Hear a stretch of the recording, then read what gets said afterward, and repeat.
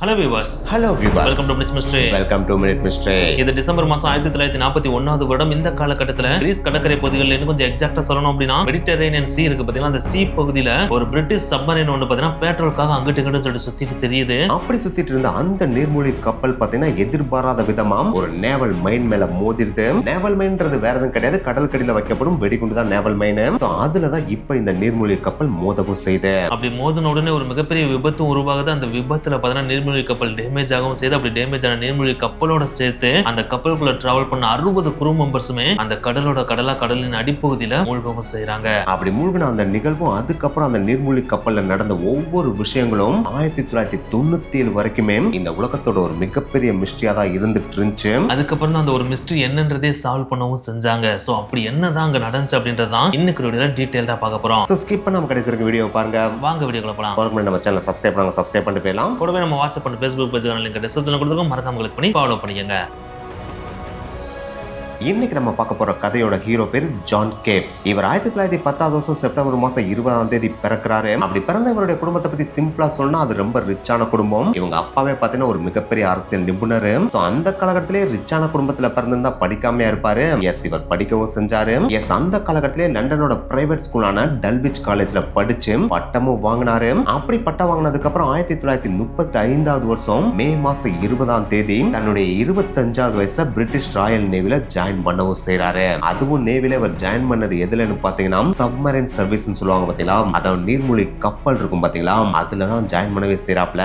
அப்படி நீர்மூழ்கி கப்பல்ல இவர் ஜாயின் பண்ணனே இவருக்கு பெரிய பதவி கொடுத்துட்டாங்களா அப்படின்னு கேட்டா அதுதான் கிடையாது. இவருக்கு அந்த சப்மரைன் சர்வீஸ்ல ரொம்ப லோ ரேங்கிங் பொசிஷனான ஸ்டோக்கர் செகண்ட் கிளாஸ் அப்படின்ற ரேங்கை தான் கொடுக்கவே செஞ்சாங்க. இந்த ஸ்டோக்கர் செகண்ட் கிளாஸ் ரேங்க் அப்படின்றது வேற எதுவும் கிடையாது, இன்ஜின் ரூம்ல இன்ஜினியரா வேலை பார்க்கறதா அந்த ஜாபேவும். என்னதான் இந்த ஜாப் நீர்மூழ்கி கப்பல்ல ரொம்ப லோ ரேங்கிங் பொசிஷன்ல இருந்தாலும் நம்ம ஜானுக்கு பாத்தீங்கன்னா இந்த வேலை ரொம்பவே பிடிச்சிருந்துச்சு. அதனாலே ரொம்ப ஆர்வத்தோட அந்த பணியில ஈடுபட்டு இருந்தாரு. சோ இப்படி நம்ம ஜான் ஆர்வமா வேலை பார்த்துட்டு இருந்த அந்த காலகட்டத்தில இருந்தாலும் சரி, அதுக்கு முன்னாடி காலகட்டத்தில இருந்தாலும் சரி, சப்மரைன் சர்வீஸ் எப்படி இருந்துச்சுன்னா கடற்படையிலே one of the most dangerous ஜாப்பா தான் இருக்கவே செஞ்சுச்சு. அதுலயும் குறிப்பிட்டு சொல்லணும்னா உலக போர் 1 நடந்த காலகட்டத்தில எல்லாம் சப்மரைன் சர்வீஸ்க்கு இன்னொரு பேரே வச்சிருந்தாங்க, அதுதான் கஃபின் சர்வீஸ். அத தமிழ்ல சொல்லணும்னா சவப்பட்டி சேவை அப்படின்னு தான் பேரே வச்சிருந்திருக்காங்க.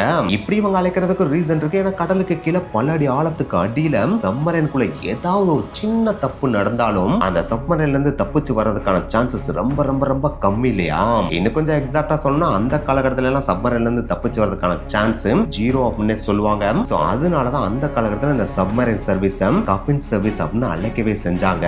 ஆனா என்னதான் இவ்வளவு டேஞ்சர்ஸ் இருந்தாலும் வேர்ல்டு வார் காலகட்டத்தில் இந்த சப்மரைன் சர்வீஸோட பங்கு பாத்தீங்கன்னா ரொம்ப ரொம்ப முக்கியத்துவம் வாய்ந்ததாவே இருந்துச்சு. அதாவது கடல் வழியில வர எதிரிகளை தன் நாட்டோட எல்லைக்குள்ளேயே நுழைய விடாம இந்த சப்மரைன் சர்வீஸ் தான் பாதுகாத்துட்டு இருந்துச்சு. இப்படி ரொம்ப டேஞ்சரஸான அதே நேரத்துல போர்ல மிகவும் முக்கியத்துவம் வாய்ந்த இந்த சப்மரைன் சர்வீஸ்ல சேர்ந்து நம்ம ஹீரோ வேலை பார்த்துட்டு இருக்காப்ல. அதுவும் எந்த இடத்துல வேலை பார்த்துட்டு இருக்காப்லனா மெடிட்டரேனியன் சீ இருக்கு பாத்தீங்களா, அந்த சீல தெரியுற சப்மரைன்ல தான் ஜாயின் பண்ணி வேலை பார்த்துட்டே இருக்காப்ல.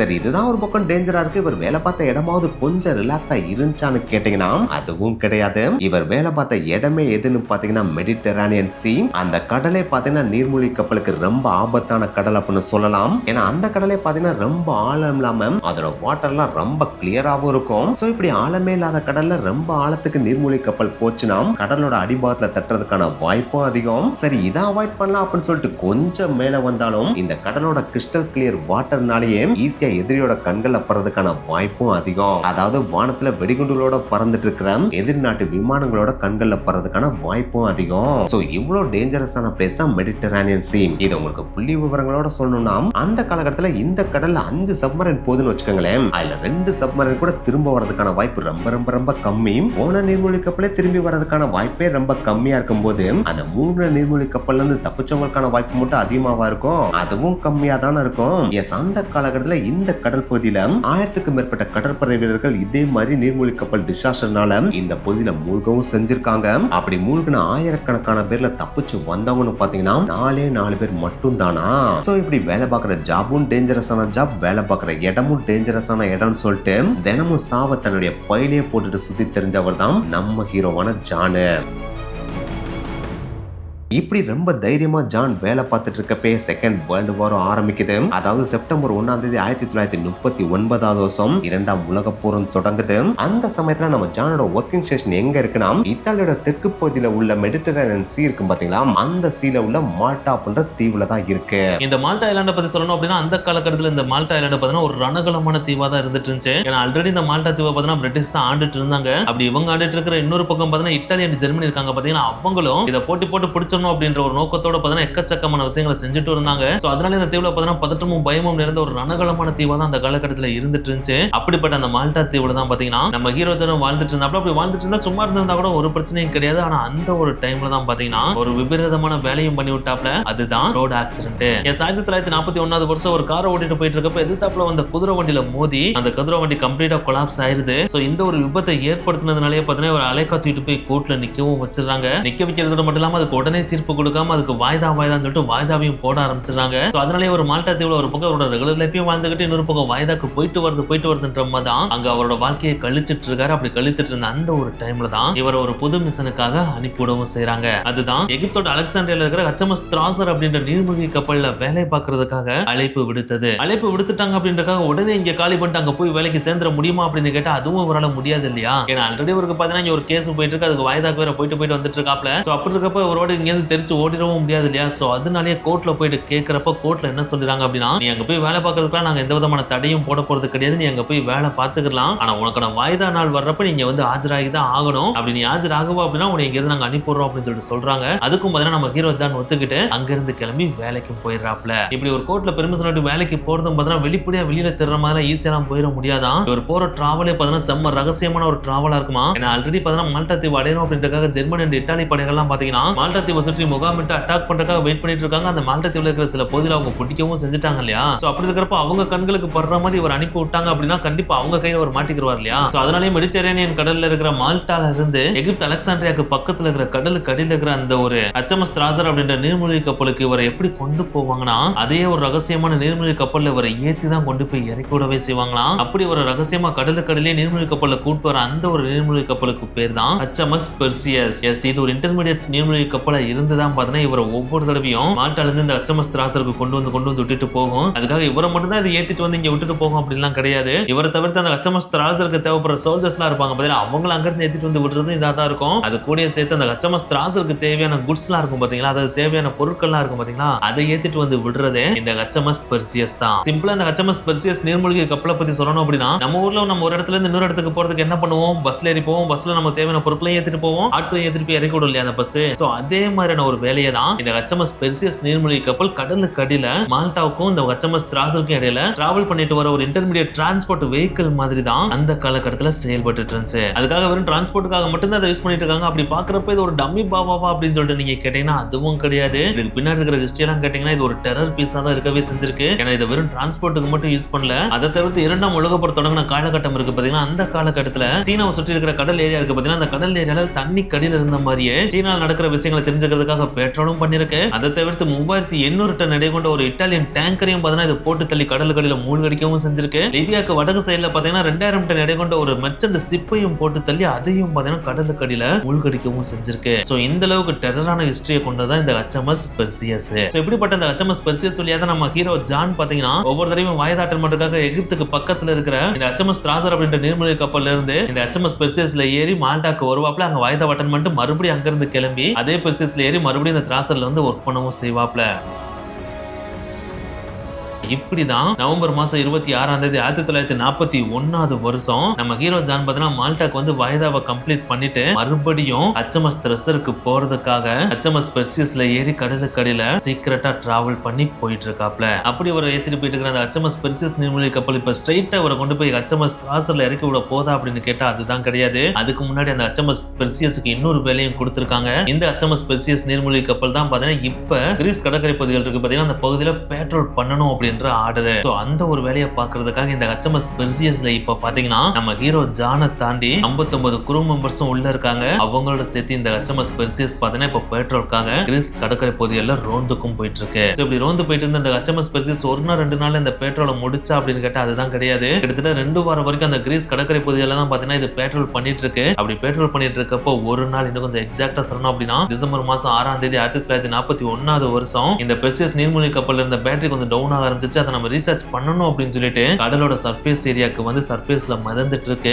அப்படி அது மதந்துட்டு இருக்கிற அந்த சமயத்துல பாத்தீங்கன்னா அந்த பெர்சியஸ் நீர்மூழ்கி கப்பல்ல இருந்த மேக்ஸிமம் குரூ மெம்பர்ஸ் தூக்க கலக்கத்துல தான் இருக்காங்க. ஆனா நம்ம ஹீரோ ஜான் இருக்காரு பாத்தீங்கன்னா அவர் மட்டும் தூங்காம முடிச்சிட்டு இருக்காரு. இந்த மாதிரி இவர் தூங்காம ஓரளவுக்கு முடிச்சிட்டு இருக்கிறதுக்கும் காரணம் இருக்கு. ஏன்னா அந்த நீர்மூழ்கி கப்பல்ல இவர் அபிஷியலான ஒரு சோல்ஜரா இங்க டிராவல் பண்ணி வரல இல்லையா. இவர் ஒரு கெஸ்ட் மாதிரி தான் கூட்டு வந்திருக்காங்க. அதாவது ஒரு இடத்துல இருந்து இன்னொரு இடத்துல இறக்கி விடுறதுக்காக தான் கூட்டு வந்திருக்காங்களே தவிர இவர் பெட்ரோலுக்காக வந்து அபிஷியல் சோல்ஜர் கிடையாது இல்லையா. சோ அதனாலேயே இவருக்கு அபிஷியல தூங்குறதுக்குன்னு ஒரு இருக்கை இல்லாட்டா படுக்கை அங்க கிடையவே கிடையாது. மற்ற சோல்ஜர்ஸ்க்கு எல்லாம் படுக்கிறதுனால அவங்க நல்லா தூங்கிடுவாங்க. ஆனா இவருக்கு அப்படி ஒதுக்காம இவர்கிட்ட சிம்பிளா என்ன சொல்லிட்டாங்க அப்படின்னா உனக்கு எங்க தோணுதோ அங்க போய் உனக்கான இருக்கை உருவாக்கி நீ அங்கேயே படுத்துக்க உட்காந்துக்க எந்திரிச்சுக்கன்னு சொல்லிட்டு அவர்கிட்ட நீயே ஒரு படுக்கை உருவாக்குன்னு சொல்லிட்டு பத்தி விட்டாங்களா. சோ அதனாலேயே வேற வழியே இல்லாம இவர் நீர்மூழ்கி கப்பல்ல கொண்டு போற இடம் இருக்கு பாத்தீங்கன்னா அதாவது டர்பிடோ. அந்த டர்பிடோ டியூப்ல தான் பாத்தீங்கன்னா போயிட்டு ஒரு படுக்கவே செஞ்சாப்ல. அப்படி டர்பிடோ டியூப்ல படுக்கிறது இவருக்கு கம்ஃபர்ட்டா இருந்துச்சான்னு கேட்டா அது சுத்தமா கம்ஃபர்ட்டா இருக்காது. இருந்தாலும் இவர் கையில இருந்த ரம்மும் ஒரு புக்கும் தான் பாத்தீங்கன்னா இவருக்கு ஓரளவுக்கு ஒரு நல்ல கம்ஃபர்ட்டை கொடுத்து அங்க தூங்கி எந்திரிக்கிறதுக்கு ஹெல்ப் பண்ணவே செஞ்சுச்சு. சோ அப்படிதான் அன்னைக்கும் பாத்தீங்கன்னா அந்த டர்பிடோ டியூப்ல அந்த அளவுக்கு பெருசா கம்ஃபர்ட் இல்லாட்டியும் புக்கை படிச்சுக்கிட்டு ரம் அடிச்சுக்கிட்டு லைட்டா கம்ஃபர்ட்டா இருக்க மாதிரி ஆயா படுத்துட்டே புக்கை படிச்சுட்டு இருக்காப்ல. அப்படி படுத்துட்டு இருக்கிற அந்த சமயத்துல தான் அது பேட்டரி ரீசார்ஜ் பண்றதுக்காக இந்த நீர்மூழ்கி கப்பல் கடலோட மேற்புறத்துல வந்து மதந்துட்டு இருக்கு. அந்த சமயத்துல அந்த கடலே பாத்தீங்கன்னா ரொம்ப நிசப்தமாம் அமைதியா இருக்கு. அப்படி பின்றாப்ப அந்த சமயத்துலதான் அந்த நீர்மூழ்கி கப்பல் தெரியாத்தனமா அங்க இருந்த ஒரு நேவல் மைன் மேல மோதவும் செய்து, அதாவது கடல்ல ஆல்ரெடி வைக்கப்பட்டிருந்த ஒரு வெடிகுண்டு மேல மோதவும் செய்து, அப்படி மோதின அடுத்த செகண்ட் ஒரு மிகப்பெரிய சவுண்டோட அந்த கப்பலுக்கு பக்கத்துல ஒரு வெடிப்பு நிகழுது. அந்த வெடிப்புல பாத்தீங்கன்னா அந்த கப்பலே ஒரு மிகப்பெரிய ஆட்டங்கானது. ஆட்டம் காண்றதோட மட்டும் இல்லாம அந்த நீர்மூழ்கி கப்பலோட முன்பகுதி இருக்கும் பாத்தீங்களா, அதாவது சப்மரைனோட பவுன்னு சொல்லுவாங்க பாத்தீங்களா, அந்த பகுதி மெல்ல நீருக்குள்ள மூழ்க ஆரம்பிக்குது. எஸ், இந்த சப்மரைனோட பவு தான் பாத்தீங்கன்னா அந்த வெடிகுண்டு மேல மோதவே செஞ்சிருக்கு. அந்த வெடிப்புல ஏற்பட்ட தாக்கத்தினால அந்த சப்மரைனோட பவு அதாவது முன்பகுதி முதல்ல நீருக்குள்ள மூழ்கவும் ஆரம்பிக்குது. அப்படி அது ஃபர்ஸ்ட் கடலுக்குள்ள மூழ்க ஆரம்பிச்சோடனே டைட்டானிக் படத்துல கட்டுவாங்க பாத்தீங்களா, அதாவது சிப்போட ஒரு பகுதி மூழ்கிறப்ப இன்னொரு பகுதி அப்படியே கடலோட மேற்பரப்புக்கு செங்குத்தா மேலெழும்பி வரும் பாத்தீங்களா, அதே மாதிரி இந்த நீர்மூழ்கி கப்பலோட பின்பகுதி அதாவது ஸ்டர்ன் சொல்லுவாங்க பாத்தீங்களா, அது அப்படியே கடலோட மேற்பரப்புல அதாவது நீருக்கு மேல செங்குத்தா எழுகுது. அப்படி எழும்பினோடனே அந்த நீர்மூழ்கி கப்பல் வெர்டிகலா அதாவது செங்குத்தாம் கடலோட அடிப்பகுதியை நோக்கி செல்லவும் ஆரம்பிக்குது. இப்படி இந்த நீர்மூழ்கி கப்பல் மூழ்கிட்டு இருக்கப்ப உள்ள என்ன நடந்துச்சுன்னு பாத்தீங்கன்னா, நம்ம ஹீரோ ஜான் படுத்துட்டு இருந்த டொர்பிடோ விட்டு அப்படியே கம்ப்ளீட்டா தூக்கி எரியப்படுறாரு. ஆனா என்னதான் எரியப்பட்டாலும் அவருடைய அதிர்ஷ்டத்தினால அவருக்கு எந்த காயமும் இல்லாம தப்பிச்சிராப்ல. அப்படி அவர் தப்பிச்சு அடுத்த செகண்டே பாத்தீங்கன்னா அந்த நீர்மூழ்கி கப்பல் இருந்த எல்லா லைட்ஸுமே கம்ப்ளீட்டா ஆஃப் ஆகவும் செய்து, அதாவது கம்ப்ளீட்டா இருட்டாகவும் செய்து, அப்படி சப்மரனே கம்ப்ளீட்டா டார்க். அந்த சமயத்துல ஜானுக்கு ஒரு விஷயம் நல்லாவே புரிஞ்சிருச்சு. நம்ம நீர்மூழ்கி கப்பல் ஏதோ ஒரு மைன் மேல இடிச்சிருச்சு, அதனாலதான் இவ்வளவு பெரிய பேராபத்து நிகழ்ந்துருச்சு. நம்ம உடனே இந்த கம்பார்ட்மெண்ட்ல இருந்து கிளம்பி வேற கம்பார்ட்மெண்ட்ல என்னென்ன நடந்துச்சுன்னு பார்த்தாகணும். அப்படி பார்த்தாதான் இந்த நீர்மூழ்கி கப்பல்ல இருந்து நம்ம தப்பிக்க முடியும்னு சொல்லிட்டு தனக்கு பக்கத்துல வச்சு இந்த பிளாஷ் லைட்டை தேட ஆரம்பிக்கிறாப்ல. அப்படி தேடுறப்ப அவருடைய அதிர்ஷ்டத்துக்கு அந்த பிளாஷ் லைட் எங்கேயும் நகராம இவர் வச்ச இடத்துல அப்படியே இருந்திருக்கு. அதை உடனே எடுத்துக்கிட்டு அந்த டார்ச் லைட்டை ஆன் பண்ணிட்டு டார்ச்சை முன்னே பின்னே அடிச்சுக்கிட்டு மூழ்கிட்டு இருக்க அந்த நீர்மூழ்கி கப்பல்ல தட்டு தடு மாதிரி தவந்துகிட்டே மேல போயிட்டு இருக்காப்ல. இப்படி இவர் மேல போயிட்டு இருக்கிறப்ப அந்த நீர்மூழ்கி கப்பலோட முன்பகுதி பார்த்தீங்கன்னா கடலோட அடிப்பாகத்தையும் அடையுது. அப்படி அது அடைஞ்சோடனே சப்மரனோட பின்பகுதியும் ஆட்டோமேட்டிக்கா கடலோட அடிபாகத்துல வந்து டம்முன்னு உழுகவும் செய்து. இப்படி நீர்மூழ்கி கப்பல் கம்ப்ளீட்டா கடலோட அடிபாகத்துல உழுகிறப்ப ஏற்பட்ட வைப்ரேஷன்ல பாத்தீங்கன்னா நம்ம ஜானும் கீழே உழுகிறாப்ல. ஆனா என்னதான் உழுந்தாலும் அன்னைக்குன்னு பார்த்தா அவருக்கு அதிர்ஷ்டத்துக்கு மேல அதிர்ஷ்டமா இருந்தனாலேயே அவருக்கு எந்த ஒரு சிறு காயம் கூட ஏற்படல. சோ இப்படி எந்த காயமே படாத ஜான் பண்ண அடுத்த வேலையை பாத்தீங்கன்னா இன்ஜின் ரூமுக்கு போனதான் வேற யாராவது உயிரோடு இருக்காங்களா அப்படின்றத பாக்குறதுக்காக இன்ஜின் ரூமுக்கு விரைந்து போறாப்ல. அப்படி இன்ஜின் ரூமுக்கு போற வழியில ஜான் பார்த்த விஷயங்கள் பாத்தீங்கன்னா ஜானியை தூக்கி வாரி போட்டுருது. ஏன்னா இந்த நீர்மூழ்கி கப்பலோட அபிஷியல் குரூ மெம்பர்ஸ் எல்லாம் இந்த பிளாஸ்ட் அப்ப தூங்கிட்டு தானே இருந்தாங்க. அப்படி தூங்கிட்டு இருந்தவங்கள எக்கச்சக்கம் பேர் இறந்து போயிட்டாங்க. சில பேர் பாத்தீங்கன்னா குத்திரும் குலையூருமா ரொம்ப காயமடைஞ்சு கிடந்தாங்க. இன்னும் சில பேர் பாத்தீங்கன்னா எங்க இருக்காங்கன்னே தெரியாம கம்ப்ளீட்டா அந்த இடமே டார்க்கா இருந்திருக்கு. இதே பாத்தீங்கன்னா நம்ம ஜான் டார்ச்சர் தான் பார்த்துட்டே வந்துட்டு இருந்திருக்காப்ல. இப்படி ஒரு பக்கம் பாத்தீங்கன்னா பயங்கரமான சடி, இன்னொரு பக்கம் பாத்தீங்கன்னா உச்சக்கட்ட பதற்றம் சொல்லிட்டு மெல்ல மெல்ல ஜான் அந்த நீர்மூழ்கி கப்பல்ல நடந்து ஒரு வழியா இன்ஜின் ரூமை அடையிறாப்ல. அப்படி அவர் அந்த இன்ஜின் ரூம் அடைஞ்சு பாக்குறப்ப அந்த இன்ஜின் ரூம்ல வெளிப்புறத்துல இருக்க வாட்டரோட பிரஷர் சவுண்ட் வந்து ஒரு மாதிரி கிறுக்குன்னு கேக்குது. அதை கேட்டோன்னே என்னடா இது சவுண்டுன்னு சொல்லிட்டு சவுண்ட் வர திசையை நோக்கி டார்ச் லைட்டை நகர்த்துறாப்ல. அப்படி நகர்த்துறப்ப அந்த இடத்துல பாத்தீங்கன்னா ஒரு ரப்பர் ஜாயிண்ட் வழியா வாட்டர் உள்ள லீக் ஆயிட்டு இருக்கு. சோ அதை பார்த்தோன்னே ஜானுக்கு நல்லாவே தெரிஞ்சது எப்ப வேணாலும் இந்த இன்ஜின் ரூம் வெளியில இருக்க வாட்டர் பிரஷர்னால வெடிக்கலாம் அப்படின்றது.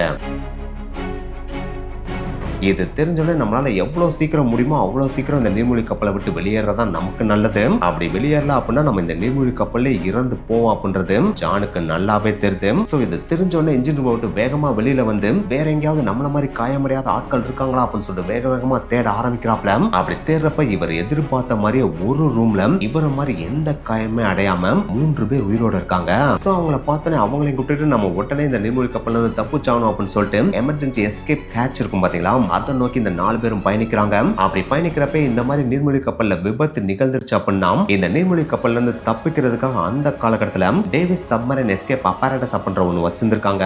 அதையும் எடுத்துக்கிட்டு இவங்க வேகமா எமர்ஜென்சி எஸ்கேப் ஹேட்ச் இருக்கும் பாத்தீங்களா, அதை நோக்கி போயிட்டு இருக்காங்க.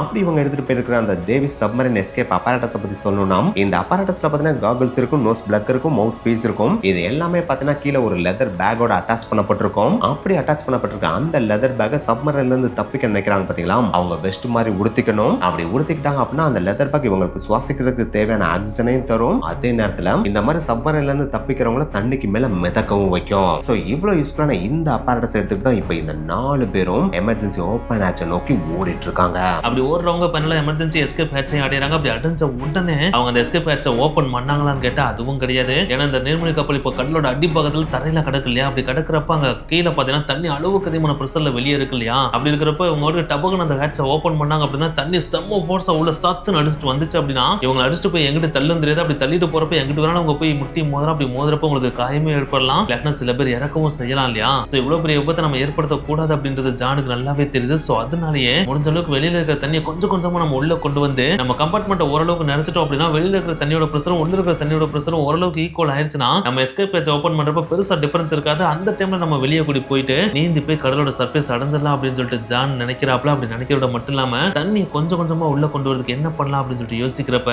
ஒரு பெஸ்ட் ஐடியாவை கண்டுபிடிக்கிறாப்ல. அதுதான் starboard bilge valve. Yes, இந்த பில்ஜ் வால்வை நீர்மூழ்கி கப்பல்ல மேக்ஸிமம் எதுக்காக யூஸ் பண்ணுவாங்க அப்படின்னு பாத்தீங்கன்னா வெளியில இருக்கிற தண்ணியை கொஞ்சம் கொஞ்சமா உள்ள கொண்டு வரதான் யூஸ் பண்ணவே செய்வாங்க. சோ அந்த வால்வை நம்ம திறந்து விட்டோம் அப்படின்னா தண்ணியை கொஞ்சம் கொஞ்சமா உள்ள கொண்டு வரலாம்னு சொல்லிட்டு அந்த வால்வு இருக்கிற இடத்துக்கு விரைந்து போறாரு. ஆனா அங்க போய் பாக்குறப்பதான் அவருக்கே தெரியுது அந்த வால்வு இந்த விபத்துனால நல்லாவே பெண்ட் ஆயிருக்கு அப்படின்றது. சரி, பெண்ட் ஆயிருந்தாலும் பரவாயில்ல, அதை திரும்பி பார்ப்போம்னு சொல்லி திரும்பி பாக்குறப்ப அப்படி திரும்பி பாக்குறப்ப அது பெருசா ஃபங்க்ஷன் ஆகவே இல்ல, கம்ப்ளீட்டா லாக் ஆயிருக்கு. சோ இதுக்கு மேல இதை நம்பினா வேலைக்காகாது, நம்ம வேற ஏதாச்சும் ஐடியா யோசிக்கணும்னு சொல்லிட்டு யோசிக்கிறப்பதான் இன்னொரு ஐடியாவையும் கண்டுபிடிக்கிறாப்ல. அதுதான் சப்மரைன்ல இருக்கிற அண்டர் வாட்டர்ல அடிக்கக்கூடிய ஃபிளேர் கன்னு. எஸ், இந்த ஃபிளேர் கன்னை வச்சிருக்கதே பாத்தீங்கன்னா ஒரு வால்வ் வழியா தான் வச்சிருப்பாங்க. அது பாத்தீங்கன்னா பிரிட்ஜ் மாதிரி வெளியில இருக்க தண்ணிக்கு உள்ள நீர்மூழ்கி கப்பலுக்கு இடையில செயல்பட்டு இருக்கும். சோ அந்த வால்வை பாத்தீங்கன்னா மேக்ஸிமம் திறக்க மாட்டாங்க. எமர்ஜென்சி சிச்சுவேஷன் வரும் பாத்தீங்கன்னா அந்த டைம்ல மட்டும் தான், அதாவது உள்ள இருக்கவங்களை காப்பாற்றணும்ன்ற டைம்ல மட்டும் தான் பாத்தீங்கன்னா அதை ஓபன் பண்ணவே செய்வாங்க. சோ அந்த வால்வை ஓபன் பண்ணோம் அப்படின்னா வெளியில இருக்க தண்ணி உள்ள வரும் அப்படின்றது ஜானுக்கு நல்லாவே தெரியுது. சோ அதனாலேயே அந்த ஃபிளேர் கன் இருக்கிற கம்பார்ட்மெண்ட்டை விரைந்து போய் அடையிறாப்ல. அப்படி அடைஞ்சு பாக்குறப்ப இவரோட அதிர்ஷ்டம் கிடையாது, ஒரு கூட அந்த 3 பேரோட அதிர்ஷ்டத்துக்கு அந்த வால்வு பெருசா சேதாரம் இல்லாம நல்லாவே இருக்கு. சோ அது தெரிஞ்ச உடனே டக்குன்னு போயிட்டு அந்த வால்வை ஓபன் பண்ணி விடுறாப்ல. அப்படி ஓபன் பண்ண உடனே வெளியில இருந்து தண்ணி கொஞ்சம் கொஞ்சமா உள்ள வர ஆரம்பிக்குது. அப்படி உள்ள வர்ற ஒவ்வொரு செகண்டுமே அந்த 4 பேருக்குமே பயம் கலந்த பதற்றம் அவங்களுக்குள்ள இருந்துட்டே இருக்கு, நல்லா வேர்த்து ஒளிகிட்டு இருக்கு. ஏன்னா எந்த சமயத்துல வேணாலும் பிரஷர் டிஃபரன்ஸ்னால நீர்மூழ்கி கப்பலே கம்ப்ளீட்டா கொலாப்ஸ் ஆகிறதுக்கு சான்சஸ் இருக்கு இல்லையா. சோ அதனாலேயே அது நடந்துடக்கூடாதுன்னு சொல்லிட்டு கடவுளை வேண்டிக்கிட்டே நிக்கிறாங்க. அப்படி நிக்கிறப்ப கொஞ்சமா உள்ள வர தண்ணி மேல உயர்ந்துட்டே வருது. ஃபைனலா அவங்களோட கழுத்தளவு தண்ணி வந்த உடனே ஜானு அவர் கூட இருக்க அந்த 3 பேருமே உங்ககிட்ட இருக்கிற apparatus எல்லாமே பெர்ஃபெக்ட்டா ஃபங்க்ஷன் ஆகுதா அப்படின்றத இப்பவே செக் பண்ணிக்கங்க அப்படின்னு சொல்லிட்டு ஆர்டர் கொடுக்குறாரு. அப்படி கொடுத்த உடனே அந்த 3 பேருமே அவங்க இருக்கிற apparatus டக்குன்னு மாட்டி அந்த தண்ணிக்குள்ள மூழ்கி ஆக்சிஜன் கரெக்டா சப்ளை ஆகுதான்னு சொல்லிட்டு செக் பண்ணி பாக்குறாங்க. அப்படி செக் பண்ணி பாக்குறப்ப இவங்களோட அதிர்ஷ்டத்துக்கு அந்த 3 பேரோடதுமே நல்லாவே ஃபங்க்ஷன் ஆகுது, ஜானோடதுமே நல்லாவே ஃபங்க்ஷன் ஆகுது. சோ ஒன்ஸ் இது நல்லா பஞ்சனாதுன்னு தெரிஞ்ச உடனே தண்ணி கொஞ்சம் கொஞ்சமா உயர்ந்து இவங்களோட தலை அளவுக்கு வந்த உடனே இதுக்கு மேலே நம்ம வெயிட் பண்ண வேணாம், உடனே நம்ம எமர்ஜென்சி எஸ்கேப் ஹேட்சை போய் ஓபன் பண்ண சொல்லிட்டு டக்குன்னு அந்த கம்பார்ட்மெண்ட்டுக்கு போயிட்டு எமர்ஜென்சி எஸ்கேப் ஹேட்சோட போல்ட் எல்லாத்தையுமே டக்குன்னு கலட்டி அந்த ஹேட்சை ஃபைனலா ஓபனும் பண்றாரு. அப்படி ஓபன் பண்ண உடனே இதுக்கப்புறம் நம்ம கடலோட சர்ஃபேஸ் ஏரியால சந்திப்போம், இப்போ ஒவ்வொருத்தரா மேல போலாம் அப்படின்னு சொல்லிட்டு ஒவ்வொருத்தரா மேல அனுப்புறாரு. அப்படி அனுப்புறப்ப ஒரு கூட இருந்த 3 பேரையும் அனுப்பிடுறாப்ல. அடுத்து ஃபைனலா தான் ஜானி அந்த ஹேட்ச் வழியா வெளியே கூடி வர்றாரு. அப்படி வெளியே வந்து பாக்குறப்ப அந்த கடலே பார்த்தீங்கன்னா கம்ப்ளீட்டா டார்க்கா இருக்கு. இதுக்கு காரணம் அவங்க கடலோட அடிப்பாகத்துல இருக்காங்க அப்படின்றதுக்காக கிடையாது. இந்த நிகழ்வு நிகழ்ந்த டைம் பார்த்தீங்கன்னா நள்ளிரவு டைம்ல நிகழ்ந்திருக்கு. சோ அதனாலேயே வெளியவே வெளிச்சம் இல்ல அப்படின்றப்ப கடலுக்கடியில மட்டும் வெளிச்சம் இருக்கவா செய்யும். சோ அதனாலே கடலே கம்ப்ளீட்டா டார்க்கா இருக்கு. அந்த சமயத்துல சுத்தி முத்தி என்ன இருக்குன்றது கூட அவருக்கு சுத்தமா தெரியல. சோ அந்த சமயத்துல அவருக்கு நல்லாவே தெரியுது இது ஒரு சூசைடல் மிஷன் தான். நம்ம கடவுள் மேல பாரத்தை போட்டுட்டு இங்க இருந்து நீந்திட்டு மேல போக பார்ப்போம். அப்படி போறப்ப டீகம்ப்ரஷன் சிக்னஸ் நம்மளுக்கு வராம இருந்து நம்மளுக்கு அதிர்ஷ்டம் இருந்துச்சுன்னா மேல சர்ஃபேஸ்ல சேஃப்டியா போய் நிப்போம். சப்போஸ் டீகம்ப்ரஷன் சிக்னஸ் வந்துச்சு அப்படின்னா நம்ம கடலுக்குள்ளே இறந்து போக வேண்டியதுதான். அது வரலாட்டியும் நம்மள ஏதாச்சும் ஒன்று அட்டாக் பண்ணாலும் கடலுக்குள்ளே இறக்க வேண்டியதுதான். சோ இது ஒரு சூசைடல் மிஷன் தான். இருந்தாலும் கடவுள் மேல பாரத்தை போட்டுட்டு நம்ம மேல போவோம் அப்படின்னு சொல்லிட்டு மேல் நோக்கி நீந்த ஆரம்பிக்கிறாரு. இப்படி மேல் நோக்கி நீந்தி போறப்ப அவர் பாஸ்டா நீந்தி போனாரா அப்படின்னு கேட்டா அதுவும் கிடையாது. பாஸ்டா நீந்தி போனா அதுவே அவரோட உயிரை எடுத்துரும் அப்படின்றது ஜானுக்கு நல்லாவே தெரியுது. அதனாலேயே தான் பார்த்தீங்கன்னா ஸ்லோவா நீந்தி போறாரு. அது என்ன பாஸ்டா நீந்தி போனா அவரோட உயிர் போயிடும் அப்படின்னு சொல்லிட்டு நீங்க கேட்கலாம். ஏன்னா ஒரு சாதாரணமான ஒரு தண்ணிக்குள்ள நீந்திட்டுலாம் மேல போல கடலோட அடிப்பாகத்துல இருந்து மேல் பாகத்தை நோக்கி போறாரு இல்லையா. அதாவது ஹை பிரஷர் இருக்கிற ஏரியால இருந்து லோ பிரஷர் இருக்கிற ஏரியா நோக்கி நீந்தி போறாரு இல்லையா. சோ அப்படி போறப்ப பாஸ்டா போனார் அப்படின்னா டீகம்ப்ரஷன் சிக்னஸ் உடனே கிரியேட் ஆகி அதுவே அவரோட உயிரை எடுத்துரும். சோ அதனாலதான் அதை கம்மி பண்றதுக்காண்டி ஸ்லோவா நீந்தி போறாப்ல. ஆனா என்னதான் ஒரு ஸ்லோவா நீந்தி போனாலும் கொஞ்சம் கொஞ்சமா மேல போக போக போக போக அந்த டீகம்ப்ரஷன் சிக்னஸ் பாத்தீங்கன்னா அவருக்கு அளவுக்கு அதிகமா கிரியேட் ஆக ஆரம்பிக்குது. அதை உங்களுக்கு புரியுற மாதிரி சொல்லணும் அப்படின்னா அந்த டைம்ல ஜானுக்கு எந்த மாதிரி ஃபீல் ஆச்சு அப்படின்னா அவரோட உடம்போட பாடி ஃபுல்லா வேற லெவல்ல பெயின் கிரியேட் ஆக ஆரம்பிக்குது. அதுலயும் குறிப்பா அவரோட நெஞ்சில பாத்தீங்கன்னா கொஞ்சம் கொஞ்சமா மேல போக போக போக போக அளவுக்கு அதிகமான பிரஷர்ல யாரோ வந்து குத்துற மாதிரி ஒரு ஃபீலிங் அவருக்கு கிரியேட் ஆகுது. அதை இன்னும் கொஞ்சம் எக்ஸாக்டா சொல்லணும் அப்படின்னா நெஞ்சில கத்திய வச்சு சதக்குன்னு குத்துனா எந்த மாதிரியான ஒரு பெயின் கிரியேட் ஆகுமோ அதே மாதிரியான பெயின் அவரோட நெஞ்சில கிரியேட் ஆகுது. அது கொஞ்சம் கொஞ்சமா ஒரு சர்ஃபேஸுக்கு போக போக அந்த கத்தி வச்சு குத்துற ஃபோர்ஸ் அளவுக்கு அதிகமா இருந்தா எந்த அளவுக்கு இருக்குமோ அதே மாதிரியான ஒரு ஃபோர்ஸ் அவரோட நெஞ்சில இறங்கிக்கிட்டே இருக்கு. சரி இந்த மாதிரி நெஞ்சில குத்துறதோட நின்றாலும் பரவாயில்ல. அது கூடிய சேர்த்து இவர் மேல நீந்த பாத்தீங்கன்னா அவருக்கு டிசினஸ் அதாவது மயக்கமும் வர ஆரம்பிக்குது. சோ அந்த ஸ்டேஜ்ல ஒரு முடிவே பண்ணிடுறாரு. அவ்வளவுதான் நம்மளோட லைஃப் இந்த கடலுக்குள்ளேயே முடிஞ்சிருச்சு. நம்ம சர்ஃபேஸ் அடையறப்ப பாடியா தான் மேல போவோனே அவர் முடிவு பண்ணிடுறாரு. இருந்தாலும் பரவாயில்ல கையை கால அசைச்சு மேல போக ட்ரை பண்ணுவோம் அப்படின்னு சொல்லிட்டு லைட்டா அசைச்சு மேல போறாப்ல. அப்படி போயிட்டு இருக்கப்ப இவரோட அதிர்ஷ்டத்துக்கு எந்த சாமி புண்ணியமோ தெரியல பயங்கர கடலோட சர்ஃபேஸே ரீச் பண்ணிடுறாப்ல. அப்படி ரீச் பண்ணதுக்கு அப்புறம் தான் அவருக்கு உயிரே வருது. ஆத்தாடி மேல வந்ததுக்கு கடவுளுக்கு நன்றி சொல்லணும்னு சொல்லிட்டு நன்றி சொல்லிட்டு உடனே இவரோட அப்பரேட்டஸை டக்குன்னு கலட்டிட்டு கடலோட சர்ஃபேஸ்க்கு மேல இருக்கிற ஆக்சிஜனை சுவாசிக்கவும் ஆரம்பிக்கிறாரு. சோ இந்த மாதிரி ஒரு சுவாசிச்சுட்டு இருக்கப்பே அவர் கொண்டு வந்த டார்ச் லைட் எடுத்து சுத்தி முத்தி அடிச்சு பாக்குறாப்ல. அதை ஏன் அவர் அடிச்சு பாக்குறாப்ல அப்படின்னா இவருக்கு முன்னாடி அவரோட தோஸ்து 3 பேரை மேல அனுப்பிட்டாப்ல. பாத்தீங்கன்னா அவங்க மேல வந்துட்டாங்க அப்படின்னு செக் பண்றதுக்காக சுத்தி முத்தி அடிச்சு பாக்குறாப்ல. ஆனா துரதிருஷ்டவசமா இவர் மேல வந்து ரீச் பண்ண மாதிரி மற்ற 3 பேர் யாருமே கடலோட சர்ஃபேஸை வந்து ரீச் பண்ணவே இல்லை. தட் மீன்ஸ் அந்த 3 பேர் இறந்துட்டாங்க போல. கடைசியா மிச்சம் இருக்குது நம்ம ஜான் மட்டும்தான் இந்த ஒரு பேர் விபத்துல இருந்து கடலோட அடிபாகத்துல இருந்து மேல் பாகத்தை ரீச் பண்ணி உயிரோட வந்து சேரவும் செஞ்சிருக்காரு. சோ இப்படி சக்சஸ்ஃபுல்லா கடலோட அடிபாகத்துல இருக்க சப்மரைன்ல இருந்து கடலோட மேற்பரப்புக்கு ஜான் வந்துட்டாலும் இதுதான் இவரோட கம்ப்ளீட் சர்வைவலா அப்படின்னு கேட்டாம் அதுவும் கிடையாது. ஏன்னா இவர் இப்போதைக்கு வந்திருக்கிறதே சீயோட சர்ஃபேஸ்க்கு மட்டும் தானே வந்திருக்காரு. இன்னும் கடற்கரையை அடையல இல்லையா. சோ இவருக்கு இருந்த அடுத்த சேலஞ்சே பாத்தீங்கன்னா கடற்கரை அடையறதுதான். எஸ் அந்த இடத்துல இவர் கையில வச்சுக்க டார்ச் லைட் வச்சு சுத்தி முத்தி அடிச்சு பாக்குறாப்ல. அப்படி அடிச்சு பாக்குறப்ப இவருடைய கண்ணு கெட்டிய தூரம் வரைக்கும் கடல் தான் தெரிஞ்சே தவிர பக்கத்துல எந்த ஒரு நிலப்பரப்பும் தெரியவே இல்லை. சோ இதுவே பாத்தீங்கன்னா ஜானுக்கு ஒரு மிகப்பெரிய ஏமாற்றத்தை அளிக்குது. இருந்தாலும் விடாப்புடியாம் எப்படியாவது இங்க இருந்து தப்பிச்சணும் அப்படின்னு சொல்லிட்டு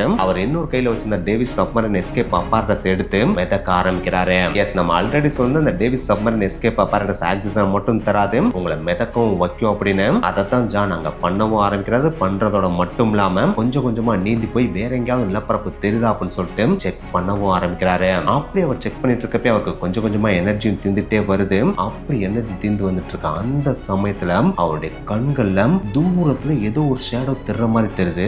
அந்த ஷேடோ தெரிஞ்சது என்னடா அப்படின்னு சொல்லிட்டு கண்ணை கசக்கி பாக்குறாப்ல. அப்படி பாக்குறப்ப தூரத்துல பாத்தீங்கன்னா ஏதோ ஒரு மணல் திட்டு மாதிரியான அமைப்பு அவருடைய கண்ணுக்கு தெரியுது.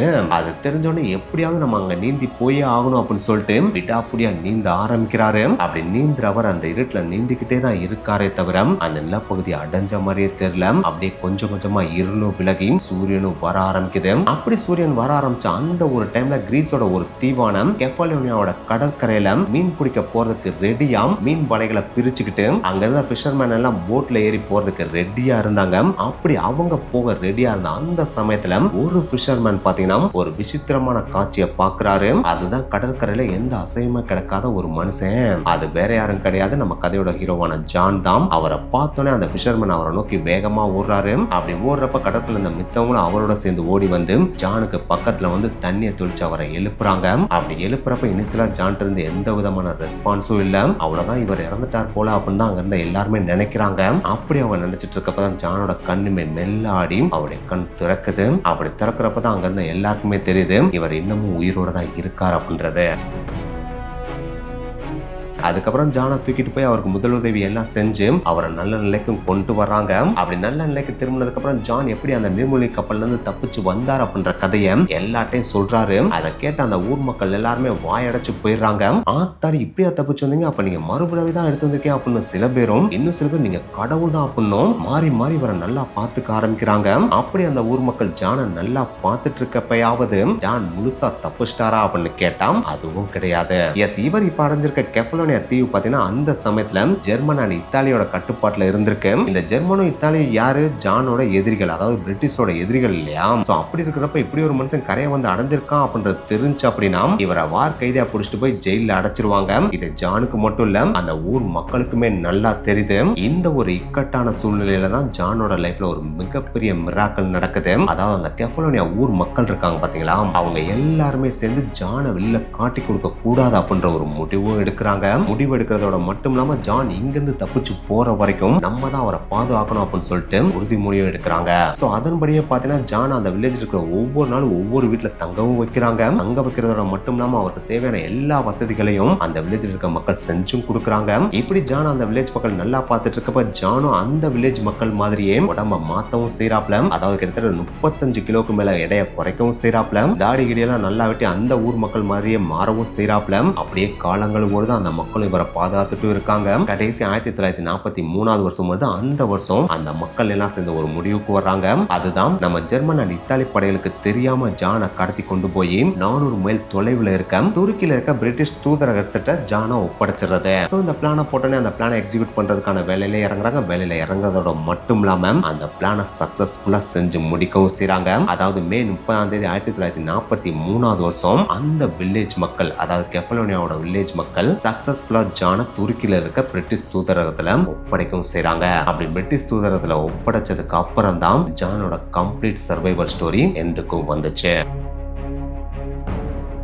அதுக்கப்புறம் அவர் அங்க இருந்து எகிப்துக்கு மாத்துறாங்க. எகிப்துக்கு மாத்தினதுக்கு அப்புறம் இவர் வேலை பார்த்த HMS திராசர் இருக்கு பாத்தீங்களா, அதுலயே திரும்பி ஜாயின் பண்ணி ஒர்க் பண்ணவும் ஆரம்பிக்கிறாப்ல. அப்படி அங்க வேலை பார்க்குற இடத்துலயும் பாத்தீங்கன்னா நான் இப்படிதான் தப்பிச்சேன் அப்படிதான் தப்பிச்சுன்னு சொல்லிட்டு அவரோட சர்வைவல் ஸ்டோரி எல்லாத்தையும் சொல்லி அங்க இருக்கிற எல்லாரையும் ஆச்சரியப்படுத்தவும் செஞ்சாரு, வியப்படையவும் செஞ்சாரு. ஸ்டார்டிங் ஸ்டேஜ்ல எல்லாத்தையும் கேட்கறப்ப அவர் கூட வேலை பார்க்கறவங்களா இருந்தாலும் சரி, மக்கள் எல்லாரும் சரி வேற லெவல் ஆச்சரியப்பட்டு தான் கேட்டாங்க. ஆனா நாட்கள் போக போக தான் பாத்தீங்கன்னா இந்த வியப்பே ஒரு சந்தேகமாவும் மாற ஆரம்பிக்குது. அதுலயும் முக்கியமா பிரிட்டிஷ் நேவி இருக்காங்க பாத்தீங்கன்னா, அவங்களுக்கு இது ஒரு மிகப்பெரிய சந்தேகத்தை கிரியேட் பண்ண ஆரம்பிக்குது. ஏன்னா முதல்ல எல்லாம் பாத்தீங்கன்னா நார்மலா மக்கள்கிட்ட மட்டும் தான் சொல்லிட்டு இருந்தாப்ல, நாலு இடத்துல அவர் என்ன பண்ணிருக்காப்ல அப்படின்னு பாத்தீங்கன்னா மீடியா பீப்புள் இருப்பாங்க பாத்தீங்கன்னா, அவங்கள கூப்பிட்டு நான் இப்படிதான் தப்பிச்சேன் அப்படிதான் தப்பிச்சேன், என் ஸ்டோரி உங்களுக்கு கம்ப்ளீட்டா சொல்லணும் அப்படின்னா எனக்கு இவ்வளவு காசு கொடுன்னு சொல்லிட்டு காசையும் சம்பாதிக்க ஆரம்பிச்சிருக்காப்ல. சோ இதை பாக்குறப்ப தான் பிரிட்டிஷ் நேவிக்கு வேற லெவல் ஒரு டவுட் கிரியேட் ஆக ஆரம்பிச்சிருது. என்னடா ஒரு தூரம் உயிரப்பணைய வச்சு ஒருத்தன் தப்பிச்சு வந்திருக்கான் அப்படின்னா இதை வியாபாரமா பண்ண மாட்டான், ஆனா இதை வியாபாரமா பண்ணி அதுல இருந்து காசு பண்ண ஆரம்பிக்கிறா அப்படின்னா இதை நம்ம கண்டிப்பா இன்வெஸ்டிகேட் பண்ணி ஆகணும் அப்படின்னு சொல்லிட்டு இவன் டிராவல் பண்ணி சர்வே பண்ணி வந்ததா சொல்ற அந்த பெர்சியஸ் நீர்மூழ்கி கப்பல் இருக்கு பாத்தீங்கன்னா, அதுல இருக்கிற குரூ மெம்பர்ஸ் லிஸ்ட் எடுத்து பாப்போம் அப்படின்னு சொல்லிட்டு குரூ மெம்பர்ஸோட லிஸ்ட் எடுத்து பாக்குறாங்க. அப்படி எடுத்து பாக்குறப்ப அந்த லிஸ்ட்ல இவனோட பேரே இல்ல. அடங்கொய்யால் அதுல நீ டிராவல் பண்ணி அதுல இருந்து சர்வைவ் ஆகி வந்தேன்னு வேற எல்லாத்தையும் போய் சொல்லிட்டு இருக்கியா அப்படின்னு சொல்லிட்டு ஹீரோ ஜான உடனே கூப்பிட்டு இன்வெஸ்டிகேஷனுக்காக விசாரிக்கவும் செய்யறாங்க. அப்படி விசாரிக்கிறப்ப சரி இந்த பெர்சியஸ் கப்பல்ல தான் நீ டிராவல் பண்ண, அது போய் மூழ்குச்சுன்னு சொன்னா பாத்தியா, அது எந்த இடத்துல மூழ்குச்சுன்னு உன்னால காமிக்க முடியுமா அப்படின்னு சொல்லிட்டு கேட்கறாங்க. அப்படி கேட்ட உடனே ஜான் வேகமா போயிட்டு மேப்ல இருக்கிற ஒரு இடத்தை சுட்டி காமிக்கிறாப்ல. அதை பார்த்தோன்னே அங்க இருக்கிற நேவி ஆபீசர்ஸ் எல்லாருமே கன்ஃபார்மே பண்ணிடுறாங்க இவன் ஒரு ஃப்ராட் அப்படின்றத. ஏன்னா அபிஷியலா ராயல் நேவி பாத்தீங்கன்னா அந்த பெர்சியஸ் நீர்மூழ்கி கப்பல் மூழ்கிருச்சு அப்படின்றத கன்ஃபார்மும் பண்ணிட்டாங்க. அது இந்த இடத்துல தான் மூழ்கிருக்கும் அப்படின்னு சொல்லிட்டு அவங்க ஒரு இடத்தை கெஸ் பண்ணி வச்சிருந்தாங்க. ஆனா ஜான் சொல்றத இதுக்கு கம்ப்ளீட்டா கான்ட்ராஸ்டா வேற ஒரு இடத்தை காமிச்சிருக்காப்ல. சோ அப்படின்னா அவன் கண்டிப்பா ஃப்ராடா தான் இருக்கணும் அப்படின்னு சொல்லிட்டு அவங்க ஓரளவுக்கு கெஸ் பண்றாங்க. அப்படி கெஸ் பண்ண உடனே சரி நீ கீழ இருந்து மேல தப்பிச்சு வந்தேன்னு சொன்னா பாத்தியா, அதாவது கடலோட அடிப்பாகத்துல இருந்து மேல வந்தேன்னு சொன்னா பாத்தியா, எதை வச்சு நீ தப்பிச்சு வந்த அப்படின்னு சொல்லிட்டு கேட்கறாங்க. அப்படி கேட்ட உடனே ஜான் கொஞ்சம் கூட யோசிக்காம நான் Davis submarine escape operators use பண்ணி தான் தப்பிச்சு வந்தேன் அப்படின்னு சொல்லிட்டு சொல்லிருக்காப்ல. அதை கேட்ட உடனே தான் நேவிக்கு ஒரு விதமான மிகப்பெரிய டவுட் கிரியேட் ஆகுது. சரி எவ்வளவு அடி ஆழத்துல இருந்து நீ மேல வந்தேன்னு சொன்ன அப்படின்னு சொல்லிட்டு கேட்கறாங்க. அப்படி கேட்ட உடனே டக்குன்னு ஜான் கொஞ்சம் கூட யோசிக்காம 82 மீட்டர் ஆழத்துல இருந்து நான் மேல வந்தேன் அப்படின்னு சொல்லிட்டு சொல்றாப்ல. இதை கேட்ட உடனே இன்னும் கொஞ்சம் டவுட் அவங்களுக்கு அளவுக்கு அதிகமா கிரியேட் ஆகுது. சரி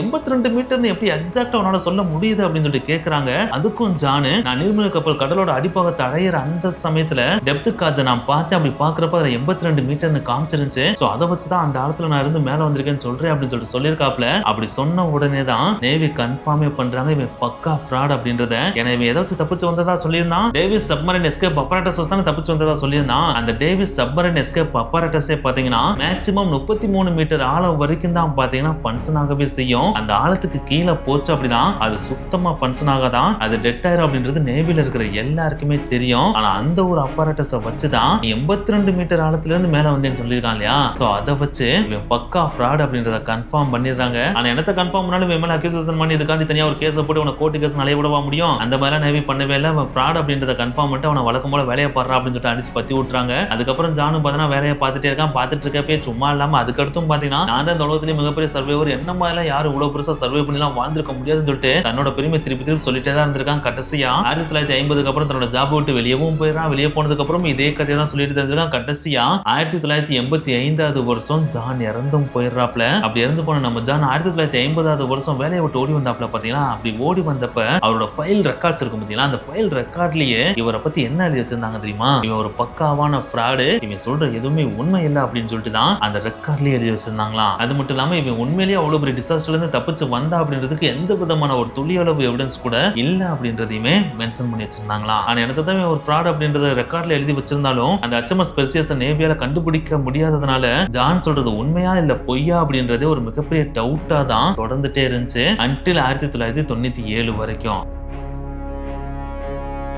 அந்த வருஷம் தான் அந்த HMS பெர்சியஸ் மிஸ்ட்ரியில பாத்தீங்கன்னா ஒரு மிகப்பெரிய விடயம் கிடைச்சிச்சு. 1997 வருஷம் டிசம்பர் மாசம் பாத்தீங்கன்னா சில குரூப் ஆஃப் டைவர்ஸ் ஜான் சொன்ன அந்த இடத்துல டைவ் பண்ணி போய் அந்த நீர்மூழ்கி கப்பல் உண்மையிலே அந்த இடத்துல கிடக்குதா அப்படின்றத பார்ப்போம் அப்படின்னு சொல்லிட்டு உள்ள போயிருக்காங்க. அப்படி போறப்ப அவங்க ஒரு சின்ன டவுட்டோட தான் உள்ள டைவ் பண்ணியே போனாங்க. ஏன்னா யாரா இருந்தாலுமே கவர்மெண்ட் சொல்றதை தான் நம்புவாங்களே தவிர ஒரு தனி பர்சன் சொல்றதை நம்ப மாட்டாங்க இல்லையா. இருந்தாலும் பரவாயில்ல அவன் ஃப்ராடா அப்படின்றத கன்ஃபார்ம் பண்ணலாம் அப்படின்னு சொல்லிட்டு தான் உள்ள டைவ் பண்ணி போறாங்க. அதாவது ஜான் சொன்ன அந்த ஒரு கடல் பகுதியில உள்ள டைவ் பண்ணி நீர்மூழ்கி கப்பல் இருக்கான்றத பார்க்க போறாங்க. அப்படி போய் பாக்குறப்ப அவங்க எல்லாரையுமே மரல வைக்கிற மாதிரி ஜான் சொன்ன அந்த எக்ஸாக்ட் லொகேஷன்ல தான் அந்த நீர்மூழ்கி கப்பல் கடல் அடியில தரையோட தரையா விபத்துக்குள்ளான மாதிரி கடந்திருக்கு. சோ இந்த ஒரு விஷயம் பாத்தீங்கன்னா இத்தனை வருஷமா ஜான் ஃப்ராட் அப்படின்னு சொல்லி ஃப்ரேம் பண்ணி வச்சிருந்த அந்த ஒரு அக்யூசேஷனை கம்ப்ளீட்டா உடைச்சு அவன் உண்மையதான் சொல்லியிருக்கான். கவர்மெண்ட் தான் அவன் மேல தப்பா ஃப்ராட் அப்படின்ற ஸ்டாம்பை குத்திருக்காங்க அப்படின்றத வெளிக்கொண்டு வரவும் செஞ்சுச்சு. அதுக்காக எந்த ஒரு எவிடன்ஸ் மட்டும் அப்படி கொண்டு வரல. அதுக்கடுத்து அந்த இடத்துல இருந்து கண்டுபிடிச்ச ஒவ்வொரு சின்ன சின்ன எவிடன்ஸுமே ஜான் சொன்ன எல்லாமே உண்மை அப்படின்றத வெளிப்படுத்துற விதமா தான் அமையவும் செஞ்சுச்சு. டைவர்ஸ் அந்த நீர்மூழ்கி கப்பலை போய் பாக்குறப்ப அந்த நீர்மூழ்கி கப்பலோட முன்பகுதியான பவு இருக்கு பாத்தீங்களா, அந்த பவு ஏதோ ஒரு வெடிப்புனால சேதம் அடைஞ்சதுக்கான எவிடன்ஸை கம்ப்ளீட்டா காமிச்சிச்சு. இதை வச்சு பாக்குறப்ப ஜான் என்ன சொல்லியிருந்தாப்ல, மைன் வெடிச்சதை எங்களோட நீர்மூழ்கி கப்பல் டேமேஜ் ஆகி கீழே மூழ்குச்சுன்னு சொல்லியிருந்தாப்ல இல்லையா. அதை இதை கன்ஃபார்ம் பண்ற விதமா இதை அமையவும் செஞ்சுச்சு. அதுக்கடுத்து பாத்தீங்கன்னா அந்த நீர்மூழ்கி கப்பலோட எமர்ஜென்சி ஹேட்சை ஓபன் பண்ணி தான் நாங்க வெளியே வந்தோம் அப்படின்னு சொல்லிட்டு ஜான் சொல்லியிருந்தாப்ல இல்லையா. சோ அவர் சொன்ன மாதிரி அந்த நீர்மூழ்கி கப்பல்ல இருந்த எமர்ஜென்சி எஸ்கேப் ஹேட்ச் ஓபன் ஆன மாதிரி தான் அங்க கடக்கவே செஞ்சுச்சு. இதை வச்சு பாக்குறப்ப உள்ள இருந்து யாராச்சும் இந்த ஹேட்சை ஓபன் பண்ண மட்டும் தான் ஓபன் ஆகுமே தவிர வெளியில இருந்து அதை யாராலையும் ஓபன் பண்ண முடியாது. தட் மீன்ஸ் ஜான் சொன்னது உண்மையா கூட இருக்கலாம். ஏன்னா அவர் தான் இதை ஓபன் பண்ணி வெளியே வந்திருப்பார் அப்படின்றத கன்ஃபார்ம் பண்ற விதமா அந்த எவிடன்ஸ் அமையுது. அதுக்கடுத்து உள்ள போய் பாக்குறப்ப ஜான் என்ன சொல்லியிருந்தாப்ல, நான் ஆபீசர் குரூ மெம்பர்ஸ் மாதிரிலாம் வரல, நான் ஜஸ்ட் டிரான்ஸ்போர்ட் பண்றதுக்காக வந்தனால நான் டர்பிடோ டியூப்ல தான் எனக்கு படுக்கிறதுக்கு இடம் கிடைச்சு அங்கதான் போய் படுத்து கிடந்தேன். அப்படி படுக்கிறப்ப எனக்கு துணையா இருந்தது ஒரு ரம்பாட்டிலும் ஒரு புக்குன்னு சொல்லியிருந்தாப்ல இல்லையா. சோ அந்த டர்பிடோ டியூப்பை போய் பார்க்கலாம் சொல்லிட்டு டைவர்ஸ் போய் பாக்குறப்ப அந்த ஒரு டர்பிடோ டியூப்ல ஒரு ரம்பாட்டில் கடந்ததையும் கண்டுபிடிக்கிறாங்க. சோ இதுவும் பாத்தீங்கன்னா ஜான் சொன்னது உண்மைதான் அப்படின்றத கன்ஃபார்ம் பண்ற விதமா அமையுது. இது மட்டும் கிடையாது, ஜான் பிளேயர் கன் இருக்கிற வால்வை ஓபன் பண்ணி தான் உள்ள தண்ணியை விட்டுன்னு எல்லாத்தையும் சொல்லிட்டு இருந்தார் இல்லையா. சோ அந்த பிளேயர் கன் இருக்கிற வால்வை போய் பார்க்கலாம் சொல்லிட்டு அங்கேயும் போய் பாக்குறாங்க. அங்க போய் பாக்குறப்ப அந்த வால்வும் ஓபன் ஆன மாதிரி தான் இருந்திருக்கு. சோ இதுவும் ஜான் சொன்னது 100% உண்மை அப்படின்றத வெளிப்படுத்துற விதமா தான் இருந்திருக்கு. ஆனா என்னத்தான் இது எல்லாமே அவருக்கு சப்போர்ட் பண்ணாலும் ஒரே ஒரு விஷயம் மட்டும் பயங்கரமா இடிச்சிருக்கு. அதுதான் டைவர்ஸ் மேல இருந்து கீழே டைவ் பண்ணி வர்றப்ப இவங்க வந்த மேக்ஸிமம் டெப்த், அதாவது இந்த நீர்மூழ்கி கப்பல் கொலாப்ஸ் ஆகி கிடக்கிற மேக்ஸிமம் டெப்த் 52 மீட்டரா தான் இருந்திருக்கு. ஆனா ஜான் சொல்றப்ப என்ன சொன்னாப்ல 82 மீட்டர் அப்படின்னு சொன்னாப்ல இல்லையா. அதை எதை வச்சு சொன்னாப்ல, நான் டெப்த் காஜ் வச்சு தான் சொன்னேன் அப்படின்னு சொன்னாப்ல இல்லையா. அதையே ஒரு போய் சொல்லணும், டெப்த் காஜ் எப்பயுமே தப்பு காமிக்காதே அப்படின்னு சொல்லிட்டு டைவர்ஸ் வேகமா போயிட்டு டெப்த் காஜையும் செக் பண்ணி பாக்குறாங்க. அப்படி செக் பண்ணி பாக்குறப்ப அதுல காமிச்ச டெப்த் எக்ஸாக்டா ஜான் சொன்ன மாதிரியே 82 மீட்டரா தான் இருந்திருக்கு. சோ இதை பார்த்துன்னு இந்த டைவர்ஸ் எல்லாருமே மிரண்டு போயிடுறாங்க. அப்ப ஜான் பொய்யெல்லாம் சொல்லல, உண்மையை தான் சொல்லியிருக்காப்ல. ஏன் இந்த டெப்த் காட்சி இப்ப தப்பா காமிக்குதுன்னு சொல்லிட்டு செக் பண்ணி பாக்குறப்ப மேபி நேவல் மைன்ல இந்த நீர்மூழ்கி கப்பல் மோதுறப்ப ஏற்பட்ட பிளாஸ்ட்னால இந்த டெப்த் காட்சி மேபி மால் ஃபங்க்ஷன் ஆகி 82 மீட்டர்னு காமிச்சிருக்கலாம் அப்படின்னு சொல்லிட்டு டைவர்ஸ் கண்டுபிடிக்கிறாங்க. இதுக்கெல்லாம் மேல அபிஷியல் குரூ மெம்பர்ஸோட லிஸ்ட்ல இவரோட பேர் வரதுக்கு வாய்ப்பே கிடையாது. ஏன்னா இவர் அபிஷியல் குரூ மெம்பர்ஸ் எல்லாம் இதுல டிராவல் பண்ணல, ஒரு கெஸ்டா தான் டிராவல் பண்ணிருக்காப்ல இல்லையா. சோ அதனாலேயே இவர் சொன்னது, ஜான் சொன்னது பொய் கிடையாது, இவர் சொன்ன எல்லாமே 100% உண்மை அப்படின்றதையும் ஃபைனலா கன்ஃபார்ம் பண்ணவும் செய்யறாங்க. சோ இது எல்லாத்தையும் கன்ஃபார்ம் பண்ண உடனே ஒரு மிகப்பெரிய மிராக்கலையும் கண்டுபிடிச்சாங்க. அதுதான் அபிஷியலாவே இந்த டேவிஸ் சப்மரைன் எஸ்கேப் அப்பரேட்டஸ் பாத்தீங்கன்னா 32 மீட்டர் டெப்த் வரைக்கும் தான் ஃபங்க்ஷன் ஆகவே செய்யும் இல்லையா. ஆனா அன்னைக்கு டேல ஒரு மிகப்பெரிய மிராக்கள் நடந்து நம்ம ஜானுக்காக அது இன்னும் கொஞ்சம் பூஸ்ட் ஆகி 52 மீட்டர் வரைக்கும் ஒர்க் ஆயிருக்கு அப்படின்றதுதான் இங்க இருக்கிற மிகப்பெரிய மிராக்களாவே இருந்திருக்கு. அதை வச்சுதான் அவர் மிராக்கலா அங்கிருந்து தப்பிச்சு வரவே செஞ்சிருக்காரு. அது மட்டும் கிடையாது, இந்த உலகத்துல இது நாள் வரைக்குமே இவ்வளவு அடி ஆழத்துல இருந்து, கடலோட அடி ஆழத்துல இருந்து எந்த ஒரு நபருமே கப்பல் உடைந்து விழுந்ததுக்கு அப்புறம் கீழ இருந்து சர்வைவ் ஆகி மேல உயிரோட வந்ததே கிடையாது. அப்படி வந்த ஒரே ஒரு நபர், மிராக்கலான நபர் அப்படின்னா அது நம்ம ஜான் மட்டும்தான். இவ்வளவு மிராக்கலா சர்வைவ் ஆகி மேல வந்து தன்னோட உயிரை பணைய வச்சு அதுக்கடுத்து நீந்தி வேற வந்து தன்னோட உயிரை காப்பாற்றின இந்த ஜான கவர்மெண்ட் போற்றி பாராட்டவே இல்ல. சரி, பாராட்டலாட்டியும் பரவாயில்ல, அவரோட போக்குல வாழவாச்சு விட்டுறோம், அப்படியும் வாழ விடாம இவன் ஒரு சரியான ஃப்ராடு, இவன் சொல்ற எல்லாமே கட்டுக்கதை அப்படின்னு சொல்லிட்டு ஃபால்ஸ் அக்யூசேஷன் பண்ணி அவரை மேல மன உடையதான் வச்சாங்களே தவிர அவர் சொல்றத கவர்மெண்ட் ஏத்துக்கவே இல்ல. சோ இதுதான் பாத்தீங்கன்னா பின்னாட்கள் இந்த எவிடன்ஸ் எல்லாத்தையும் கலெக்ட் பண்ணதுக்கு அப்புறம் நம்ம செஞ்சது ஒரு மிகப்பெரிய தப்பு. ஜான் சொல்றதை நம்பிருக்கணும், இல்லாட்டினா ப்ராப்பரா இன்வெஸ்டிகேட் பண்ணிருக்கணும் அப்படின்றத கவர்மெண்ட்டுக்கு உணரவும் வச்சுச்சு. அவரை பத்தி தப்பா சொன்ன மக்களையும் ஃபீல் பண்ணவும் வச்சுச்சு. சோ இப்படிதான் ஜானோட இன்கிரெடிபிள் அண்ட் மிராக்கலான சர்வைவல் ஸ்டோரி எண்ட் ஆகும் செய்து. இந்த வீடியோ பத்தி உங்களுடைய கருத்துக்களை கீழே மறக்காம கமெண்ட் பண்ணுங்க.